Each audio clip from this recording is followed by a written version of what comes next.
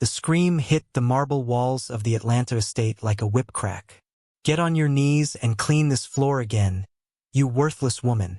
Victoria Hale's voice ripped through the second-floor hallway with enough venom to make the chandelier crystals tremble above the staircase. But the maid didn't flinch. She didn't step back. She didn't beg. Grace stood perfectly still with a damp cloth folded between her fingers, looked Victoria directly in the eyes, and said 7 words that drained every drop of color from the woman's face. "I've been cleaning up after you for months, ma'am, including the hotel receipts from your weekend trips with his business partner." The hallway went silent, and behind his office door, 3 feet away, Marcus Whitfield stood frozen with his hand on the knob, because he had heard every single word. If powerful stories like this move you, subscribe now. More untold satisfying stories are coming your way. Marcus didn't push the door open. Not yet. His fingers stayed wrapped around the brass knob, knuckles whitening, pulse hammering against the side of his neck so hard he could hear it louder than the grandfather clock ticking at the end of the corridor. The rainbow of white peonies he had ordered that morning for Victoria sat on his desk behind him, still wrapped in tissue paper, still carrying the scent of a love he thought was real. He pressed his forehead against the wood of the door. The oak felt cold against his skin. Through the thin gap between the door and the frame, he could see a sliver of the hallway, Victoria's red-soled heels planted on the marble, Grace's worn sneakers a few feet away, steady, unmoving, rooted to the floor like a woman who had rehearsed this moment 1,000 times in the silence of her own mind. Victoria's breathing was the only sound. Fast, shallow, panicked, the breathing of someone who had just been caught in the one place she believed no one was watching. "What did you just say to me?"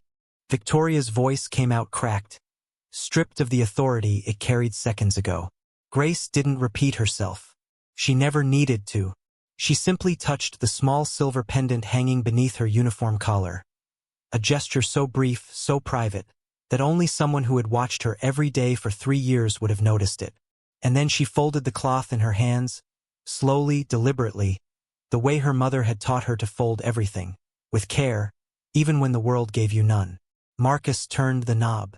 The door opened without a sound. And what he saw in that hallway was the beginning of the end of every truth he had built his life around. Marcus Whitfield had built his empire the way most men build cathedrals, one stone at a time, with bleeding hands and a faith that the ceiling would hold. At 36, he owned Whitfield Digital, a tech company headquartered in Midtown Atlanta that had grown from a 2-person startup in a rented garage to a firm with 400 employees and contracts across 11 states. Forbes had profiled him twice. The mayor had invited him to 3 galas. His name appeared on buildings, on scholarship funds, on the kind of polished brass plaques that people walk past without reading. But behind the glass walls of that empire, Marcus carried a wound he never let anyone photograph. His mother, Angela Whitfield, had died when he was 14. Brain aneurysm. No warning, no goodbye, no last sentence he could hold on to when the nights got long. One morning she was braiding his sister's hair in the kitchen. By noon she was gone. His father followed 3 years later. Not from illness, but from the slow, invisible collapse that grief performs on a man who never learned how to say he was hurting. Marcus was raised after that by his grandmother, Eleanor, a woman who smelled like lavender soap and spoke in proverbs that didn't make sense until years later. Eleanor was 89 now, living in an assisted care facility in Decatur, her memory flickering like a candle in a drafty room.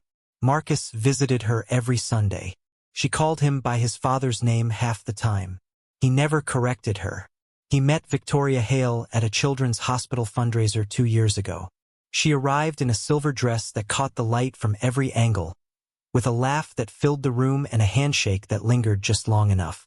She was a public relations consultant, polished, articulate, magnetic. Within 3 months, she had moved into the estate. Within 6, she was wearing a diamond ring that cost more than most people's homes. And Grace had already been there for a year before Victoria arrived. Grace had come through an agency. Umberto, the head of household staff who had served the Whitfield family for 2 decades, had interviewed her himself. She was quiet, efficient, meticulous. She arrived at 6 every morning, left at 4 every afternoon, and in between she moved through the 22 rooms of the estate like water, present everywhere, noticed nowhere. She never spoke unless spoken to. She never sat down in any room where the family might enter. She kept her eyes low and her hands busy, and her small silver pendant tucked beneath her collar where no one could see it. Marcus had passed her in the hallway 1,000 times. He had never once asked her last name. Grace's world fit inside 700 square feet. A 2-bedroom apartment on the 3rd floor of a walk-up in East Point, where the hallway smelled like fried plantains and the fluorescent light above the staircase buzzed all night like a trapped insect. The front door stuck in the humidity. The kitchen faucet dripped in a rhythm that her daughter Lily had learned to sleep through by the age of 4. Every morning at 4:45, before the sun touched Atlanta, Grace would rise from the narrow bed she shared with Lily. She would boil water on the single burner, pour exactly 1 cup of coffee into the same chipped mug she had used for 6 years, and sit on the edge of the mattress in the dark, holding the silver pendant between her thumb and forefinger. It was a ritual no one had ever seen. A conversation between a daughter and a dead mother that required no words. By 5:15 she was dressed. By 5:30 she was on the bus. By 6 she was inside the Whitfield estate, tying her apron in the utility room while Umberto reviewed the day's tasks in his low, careful voice. Umberto respected her.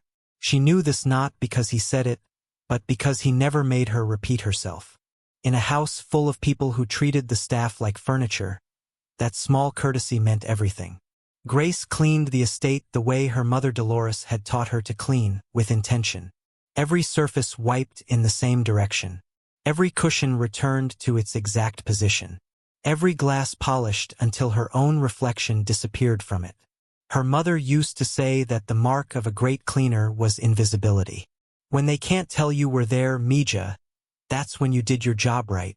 Grace had perfected invisibility. She moved through the Whitfield estate without leaving a trace. No footsteps on the freshly vacuumed carpet. No fingerprints on the stainless steel.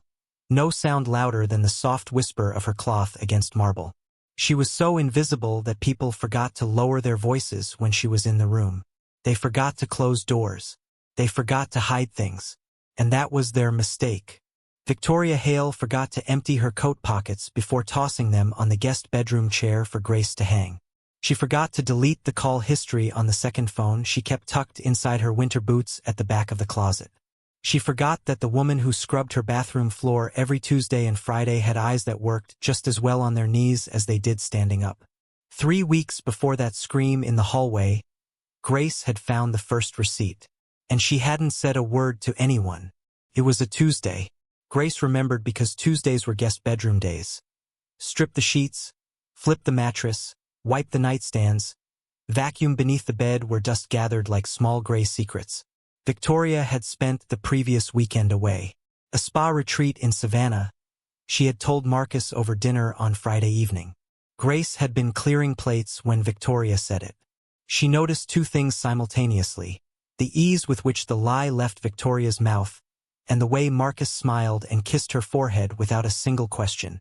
Trust, Grace realized, was the most dangerous kind of blindness. That Tuesday morning, Grace lifted Victoria's ivory wool coat from the guest bedroom chair. It smelled wrong. Not the jasmine perfume Victoria usually wore, but something sharper, muskier. A cologne Grace had smelled before. She couldn't place it immediately.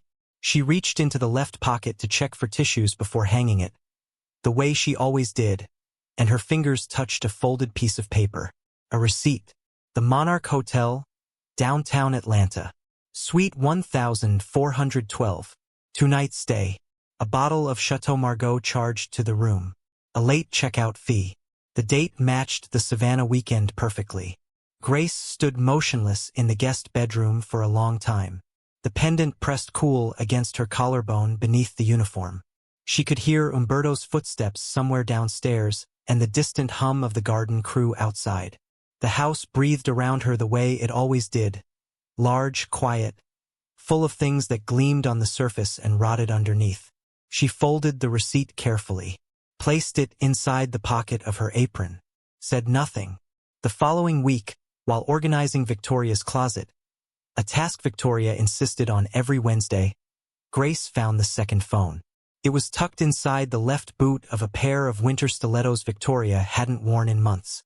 A phone with no case, no lock screen, no apps except one. A messaging thread with a contact saved under a single letter. D. Grace didn't open the messages. She didn't need to. The cologne on the coat, the hotel receipt, the hidden phone. These were not pieces of a puzzle. They were chapters of a story that had been writing itself in plain sight for months. She returned the phone to the boot, exactly as she found it, toe pointed inward, screen facing down. But 2 days later, while emptying the trash bin in Marcus's home office, she found a torn envelope addressed to Whitfield Digital. Inside was a quarterly earnings summary. Someone had circled 3-line items in red ink. The handwriting wasn't Marcus's. Grace recognized it from the grocery lists Victoria left on the kitchen counter every Monday morning. The receipts were only the beginning of what Grace had been quietly collecting. It happened on a Thursday afternoon. Grace had left her house keys on the kitchen counter of the estate. A small keyring with a faded plastic charm of a hummingbird that Lily had picked from a dollar store 2 birthdays ago. Umberto found them after Grace had already boarded the bus. He brought them to Marcus, who was sitting alone in his office, still replaying the overheard conversation from days earlier, still turning those words over in his mind like stones he couldn't put down. "I'll take them to her," Marcus said. Umberto raised an eyebrow but said nothing. He handed over the keys and a small index card with Grace's address written in his neat, careful script. Marcus drove the 40 minutes to East Point in silence. No radio, no phone calls, no music. Just the hum of the engine and the slow change of scenery outside his window. The wide oak-lined avenues of Buckhead giving way to the narrower streets where sidewalks cracked and weeds pushed through concrete like small, stubborn prayers. He parked on Grace's street and sat in his car for a full minute before stepping out. The air was different here, heavier. It carried the smell of someone grilling chicken on a balcony 3 floors up, the bass of a radio playing from an open window, the sharp sound of children chasing each other through a parking lot that hadn't been repaved in years. The building had no elevator. Marcus climbed 3 flights of stairs where the railing wobbled under his grip and the paint on the walls had peeled into shapes that looked like maps of forgotten countries. He found apartment 3C and knocked. Lily opened the door. 8 years old, hair pulled into 2 braids, wearing a t-shirt 3 sizes too large that hung past her knees. She looked up at Marcus without fear, without shyness, with the calm, curious gaze of a child who had learned early that strangers were just people who hadn't explained themselves yet. "Mama's in the kitchen," she said and stepped aside. The apartment opened up before Marcus like a world he had never been asked to enter. The living room was barely larger than his office closet. A wobbly folding table served as Lily's desk, homework sheets spread across it, a cup of colored pencils, a library book with a cracked spine. The walls were covered with Lily's drawings. Houses with enormous windows, trees taller than buildings, a woman in an apron holding a little girl's hand, both of them smiling with crayon-red mouths. If this story is hitting satisfying, tap that like button. It helps more people find stories that truly matter. And on the small shelf above the television, framed in dollar store wood, was a photograph that stopped Marcus in his tracks. A woman in a maid's uniform, older, thinner, standing perfectly straight with her chin lifted and a small silver pendant resting against her chest. The same pendant Grace wore every single day.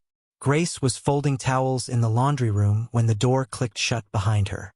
The sound was soft, deliberate, the kind of sound a person makes when they want you to know you've been trapped before you even turn around. Grace's hands paused mid-fold. The warm cotton pressed against her palms. The dryer hummed beside her, tumbling sheets in a slow, lazy rhythm that suddenly felt too loud. "We need to talk." Victoria's voice was different now. Not the shrieking performance from the hallway. This was low, controlled, surgical. The voice of a woman who had spent 2 days calculating her next move and had arrived at the only option that made sense to her. Eliminate the threat. Grace turned slowly. Victoria stood with her back against the closed door, arms crossed, wearing a cream silk blouse and pearl earrings that caught the fluorescent light. Even in a laundry room, she looked like she had been styled for a magazine cover. Her beauty was a weapon she had sharpened her entire life, and she wielded it now the way soldiers wield armor. not to attract, but to intimidate. I know what you think you saw, Victoria said, stepping closer. And I know what you think you know. But let me be very clear with you, Grace, because I'm only going to say this once. Grace said nothing. She set the folded towel on the stack beside her and waited. If one word, one whisper, leaves your mouth about anything you think you found in this house, I will end you. Not just your job. You. I will call every agency in this city. I will make sure no family in Atlanta opens their door for you ever again. And when your landlord gets a call about certain concerns regarding your daughter's living conditions, well, Victoria tilted her head. You're a smart woman. You understand how these things work. The dryer clicked off. The silence that followed was thick enough to touch. Grace looked at Victoria the way still water looks at a storm, absorbing everything, reflecting nothing. Her right hand moved slowly to the pendant beneath her collar.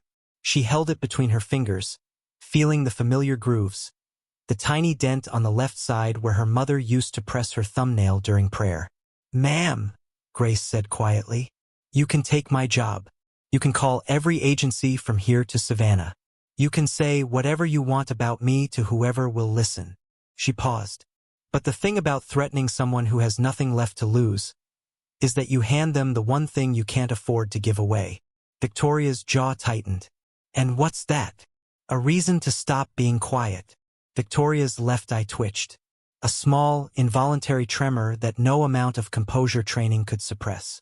She opened her mouth, closed it, opened it again. And for the first time since Grace had known her, no sound came out. Marcus hadn't slept in 4 days. The circles under his eyes had deepened into bruises. His coffee sat cold on the desk every morning, untouched, forgotten. The way people forget ordinary things when extraordinary betrayal begins to unravel inside their chest. He had locked himself in his home office with the door shut and the blinds drawn, surrounded by 3 years of financial statements spread across the floor like a paper battlefield. The numbers told a story he didn't want to read. It started with small discrepancies, vendor payments routed through shell accounts, consulting fees billed to companies that didn't seem to exist, quarterly expenses that inflated by 6 or 7% every cycle. Alone, each irregularity could be dismissed as a bookkeeping error. Together, they formed a pattern so precise, so deliberate, that Marcus felt his stomach turn every time he traced another thread back to the same source.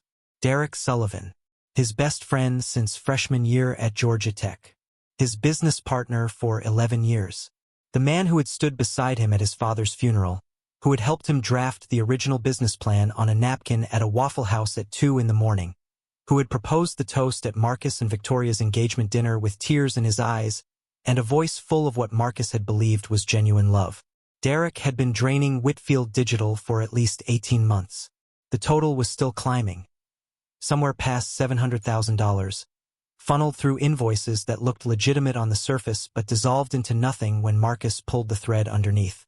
A knock came at the office door. Soft, precise. The knock of someone who had spent years learning exactly how much sound was appropriate. "Come in," Marcus said without looking up. Grace entered carrying a tray water, a small plate of crackers, a folded napkin.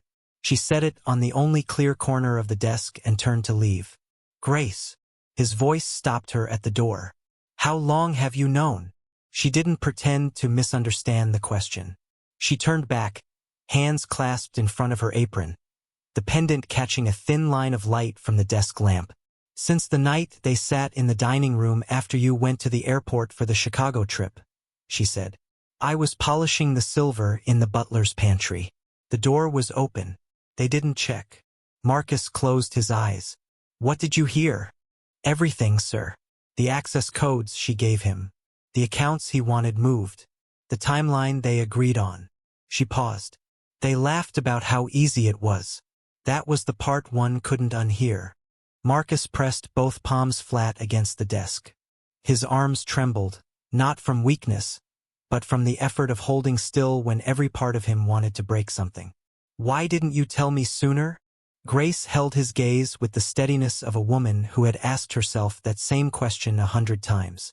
"Because a maid who accuses a billionaire's fiancé and his best friend doesn't get believed, sir." she gets fired. And I have a daughter who needs me employed more than you needed the truth on my schedule. Saturday morning. The sky over Atlanta hung low and gray, the kind of sky that presses down on a city like a soft, heavy hand asking everyone to slow down and remember something. Grace took Lily to Crestlawn Cemetery. They walked together through the iron gate, Lily's small hand wrapped around 2 fingers of Grace's left hand, the way she had held on since she first learned to walk. In her other hand, Lily carried a single yellow daisy she had picked from the neighbor's fence. Technically stolen, but Grace never had the heart to correct the habit. Dolores' headstone was modest. Gray granite, no polish, no ornament. Just a name, 2 dates, and a line Grace had chosen herself from a prayer her mother whispered every night before sleep. Hands that serve with love never tire. Grace knelt on the grass. The earth was cool and damp beneath her knees. She placed her palm flat on the stone, the way you place your hand on someone's chest to feel their heartbeat, even when you know the beating stopped long ago. "Mommy," she said quietly, "I'm still wearing your pendant. I'm still standing straight." Lily set the daisy against the stone and sat cross-legged on the ground.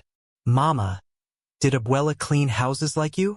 "For 40 years, mi amor. 40 years, and she never once let anyone make her feel small." "Is that why she gave you the necklace?" Grace touched the pendant. "She didn't buy this necklace, Lily. Someone gave it to her. A long time ago. A woman whose life she saved. 12 miles east. In a sunlit room at the Decatur Assisted Living Facility, Marcus sat beside his grandmother Eleanor's chair.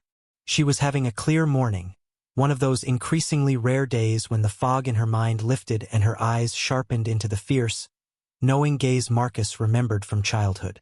He had brought a photograph, the one from Grace's apartment. He had taken a picture of it with his phone the day he returned her keys. The woman in the maid's uniform, standing straight, chin lifted, the silver pendant bright against her chest. Eleanor took the phone in both hands. Her fingers trembled. Her lips parted slowly. "Dolores," she whispered. The name came out like something she had been holding in her mouth for decades, waiting for someone to finally ask. "You know her, Grandma?" Eleanor's eyes filled. "She caught me, Marcus. 30 years ago.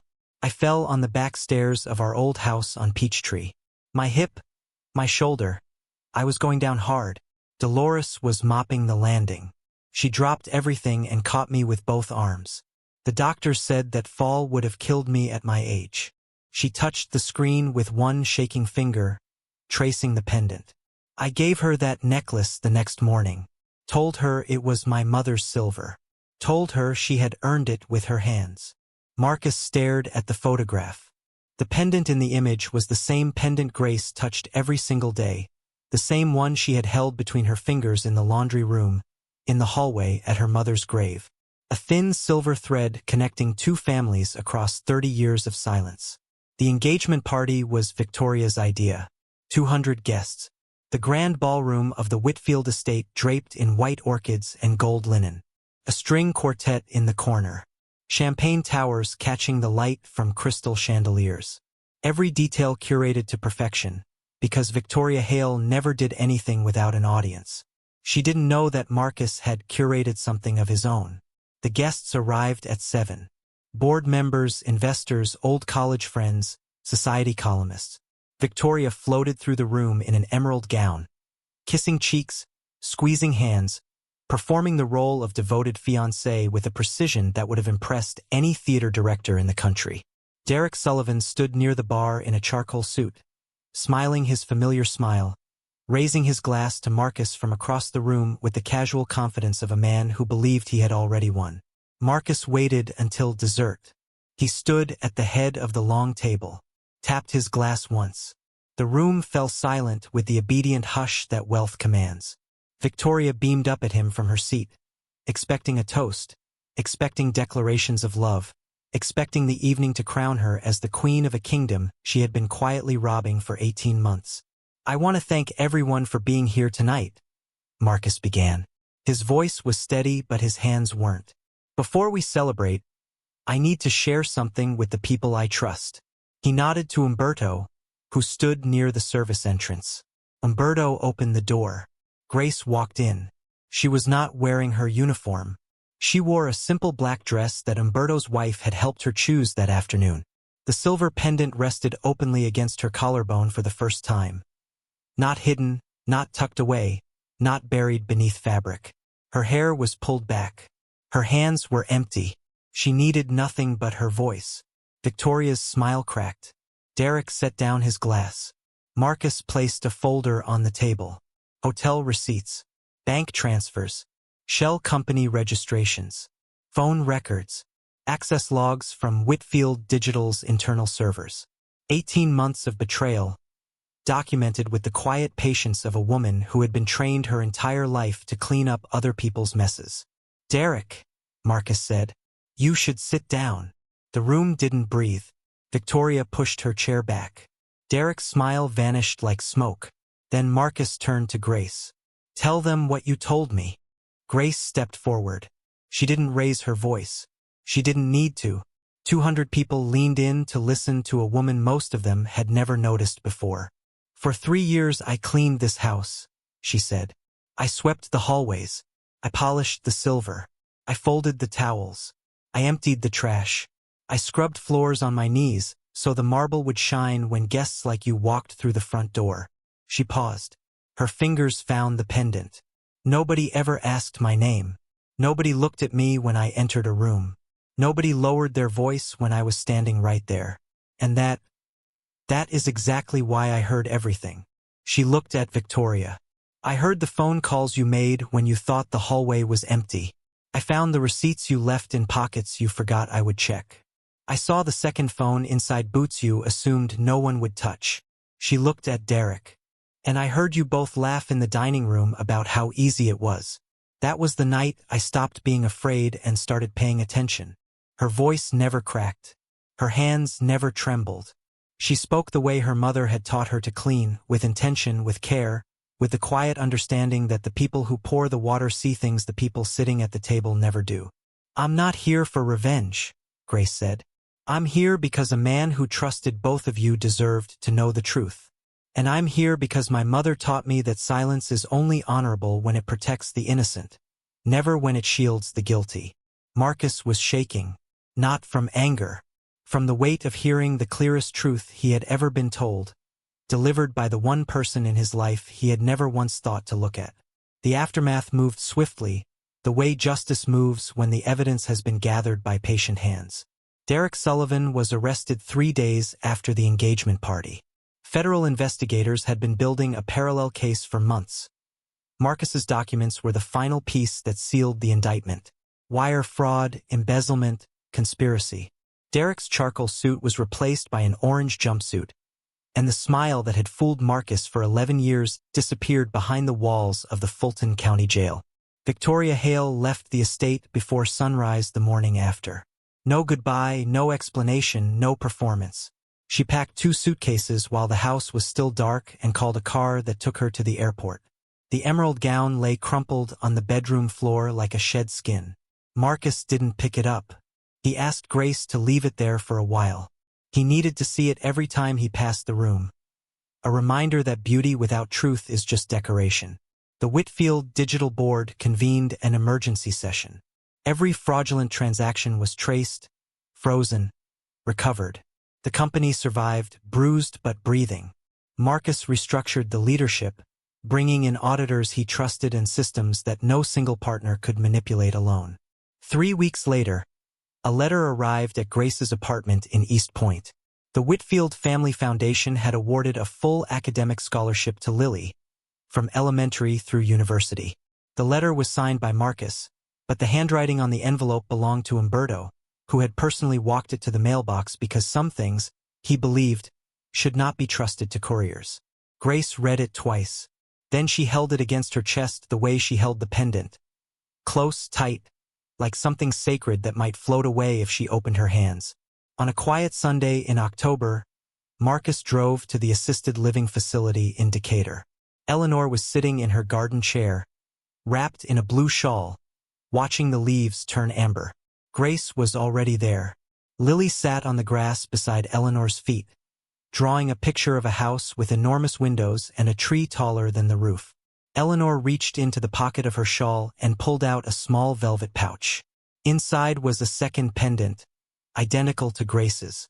She had kept it for 30 years, the matching half of the set she had split with Dolores the morning after the fall. "One for her," Eleanor said, pressing it into Marcus's palm with fingers that trembled but did not hesitate. "And one for you, so you never forget that the hands that catch us when we fall are the same hands we forget to thank." Marcus looked at Grace. Grace looked at the pendant around her neck and then at the one in his hand. Two small pieces of silver separated by 3 decades of silence, finally resting in the same room. He didn't offer her a seat at his table that afternoon. He pulled up a chair at hers. The folding table wobbled. Lily poured lemonade into mismatched cups. The kitchen faucet dripped in its familiar rhythm. And for the first time in his life, Marcus Whitfield sat in a room with nothing polished, nothing expensive, nothing perfect, and felt like he was exactly where he was supposed to be. The hallway in the Atlanta estate where Victoria's scream had once shattered the air was quiet now. But it was a different kind of quiet. Not the silence of secrets kept. The silence of truths finally spoken. And somewhere inside that silence, if you listened closely enough, you could almost hear the sound of a silver pendant resting against the chest of a woman who had cleaned up after everyone, and in the end, cleaned up everything. If the story reminded you that the quietest people often carry the loudest truths, share it with someone who needs to hear that today.